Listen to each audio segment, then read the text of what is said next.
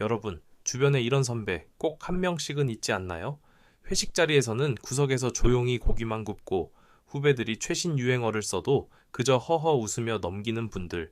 카톡 프로필 사진도 산 정상에서 찍은 풍경화가 전부인 조금은 따분해 보이는 4050 선배들 말입니다.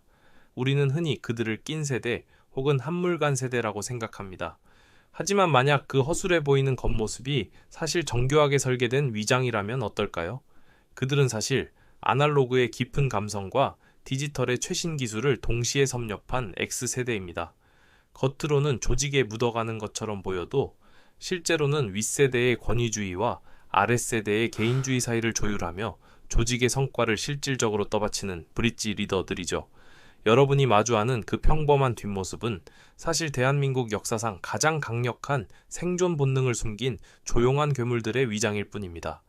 영화 기생충으로 세계를 놀라게 한 봉준호, K-팝의 기틀을 닦은 박진영, 국민 MC 유재석까지 이 거장들이 모두 여러분 곁에 부장님과 같은 시대의 공기를 마시며 자라온 X세대라는 사실 알고 계셨나요? 오늘 이 영상을 끝까지 보셔야 하는 이유는 명확합니다. 첫째, 도무지 이해할 수 없었던 그들의 냉정한 자립심 뒤에 숨겨진 처절한 심리를 완벽히 설명해 드립니다. 둘째, 지금 여러분이 즐기는 K 콘텐츠와 소비 트렌드의 진짜 설계자가 누구인지 그 압도적인 증거를 보여드릴 겁니다.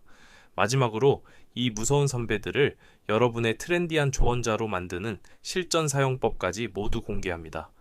베이비 부머와 MZ 사이에 가려져 있지만 사실 그들이 멈추면 대한민국의 경제도 문화도 멈춥니다. 이제 대한민국을 조용히 이끌고 있는 X세대의 진짜 위대함을 파헤쳐 보겠습니다. X세대를 관찰하다 보면 참 신기한 점이 하나 있습니다. 절대 남에게 도움을 요청하지 않는다는 거죠. 웬만한 문제는 혼자 끙끙대며 기어코 해결해냅니다. 왜 그럴까요? 그건 남을 믿지 못해서가 아니라 스스로 답을 찾아내는 것이 가장 빠르고 정확하다는 사실을 몸으로 체득했기 때문입니다.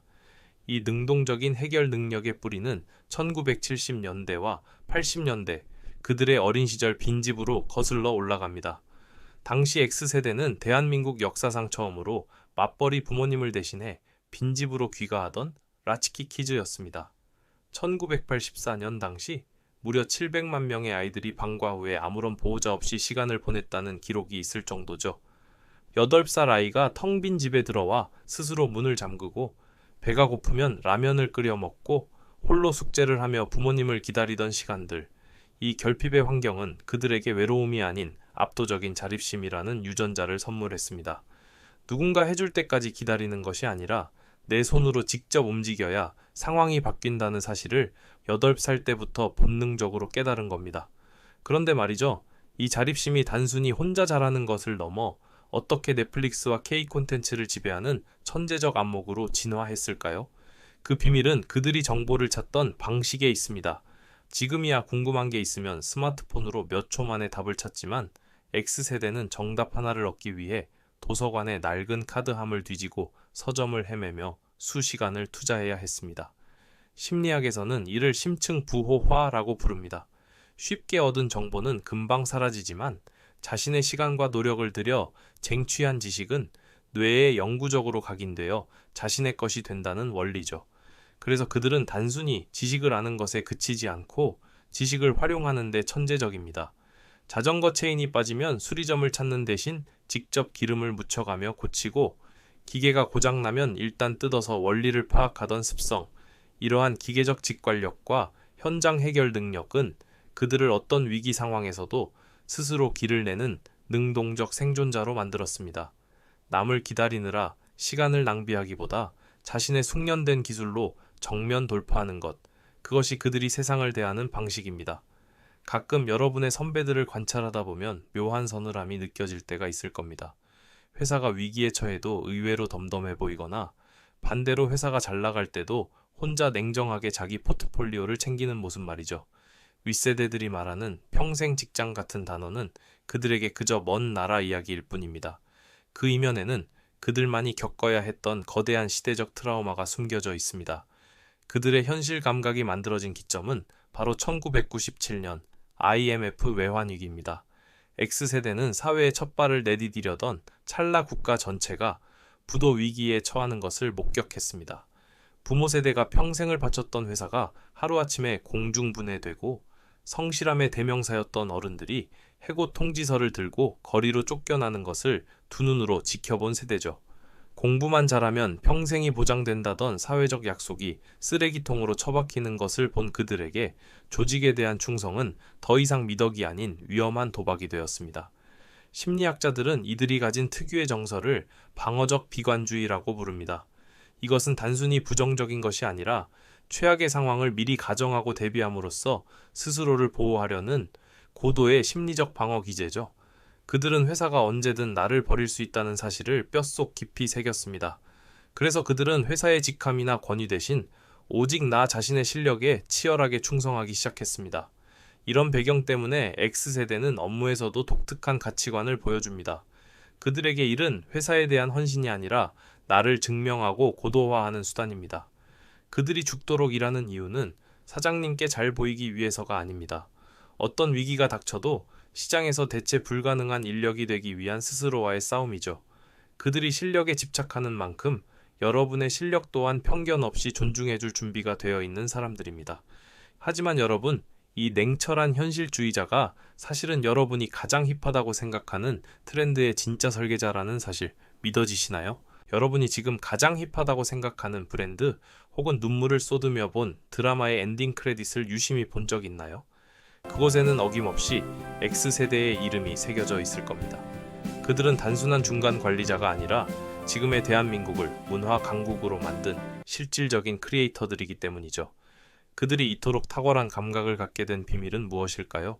이들은 대한민국 역사상 처음으로 집단과 이념의 굴레를 벗어던지고 나라는 존재의 취향과 라이프 스타일에 집중했던 개인주의 1세대였습니다.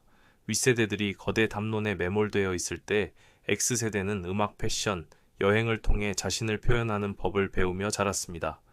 90년대 압구정 오렌지족이나 서태지와 아이들에 열광하며 대중문화의 르네상스를 주도했던 이들이 바로 지금의 455 선배들입니다. 앞서 말씀드린 심층부호화된 깊이 있는 경험들은 단순한 유행을 넘어 전 세계인의 마음을 움직이는 거장들의 정교한 감각으로 진화했습니다. 시장 마케팅에서도 이들의 영향력은 절대적입니다. MZ세대가 반응하면 반짝 유행이 되지만 X세대까지 지갑을 열어야 비로소 메가 트렌드가 된다는 정설이 있을 정도죠. 대한민국에서 가장 높은 소득과 소비 여력을 가진 이들은 가족을 위한 소비뿐만 아니라 자신만의 만족을 위해 과감히 투자하는 큰손이자 시장의 최종 승인자입니다. 그렇다면 우리는 이 강력한 영포티 선배들과 어떻게 지내야 할까요? 그들을 우리의 강력한 조언자로 만드는 3가지 공략법을 제안합니다. 첫째, 직함이 아닌 실력으로 대화하세요. X세대는 권위주의에 가장 반항적이었던 세대입니다. 그들은 단지 나이가 많다는 이유로 존경받기를 원하지 않으며 후배들에게도 그런 방식을 강요하는 것을 경계합니다. 화려한 말솜씨보다 명확한 데이터와 실력을 보여준다면 그들은 누구보다 쿨하게 여러분을 인정하고 노하우를 공유해 줄 겁니다. 둘째, 그들의 조용한 취향을 존중하세요. 카톡 프로필이 풍경사진이라고 해서 그들이 트렌드에 뒤처진다고 생각하면 오산입니다. 그들은 자신만의 취향과 성장을 위해 아낌없이 투자하는 세대입니다. 평일에는 칼퇴를 지향하며 남는 시간에 누구보다 치열하게 디지털 환경을 익히고 있는 영포티의 안목을 화두로 삼아보세요. 셋째, 그들의 냉정한 개인주의를 아군으로 삼으세요. X세대가 남에게 도움을 요청하지 않는 것은 스스로 해결하는 것이 효율적이라고 믿는 그들만의 방식입니다. 하지만 도움이 필요한 순간 그들은 윗세대와 아랫세대를 모두 경험한 유일한 브릿지 세대로서 드라마 없이 나타나 여러분의 문제를 깔끔하게 해결해줄 최종 보스가 되어줄 겁니다. 왜 그들은 혼자일 때 가장 편안해 보였을까요? 이제 답은 명확해졌습니다.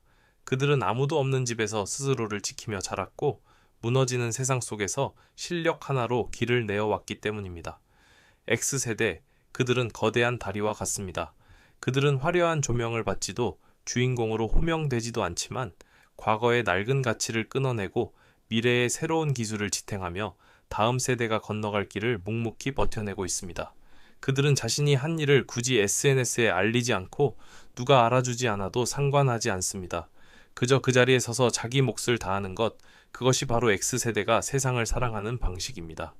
오늘 이야기가 흥미로웠다면 이선미 저자의 영포티, X세대가 돌아온다 라는 책을 꼭 읽어보기를 권해드립니다. 이 책은 X세대가 어떻게 한국 사회의 핵심 세력이자 핵심 소비자로 떠올랐는지를 세대론과 마케팅 관점에서 아주 흥미롭게 분석하고 있습니다.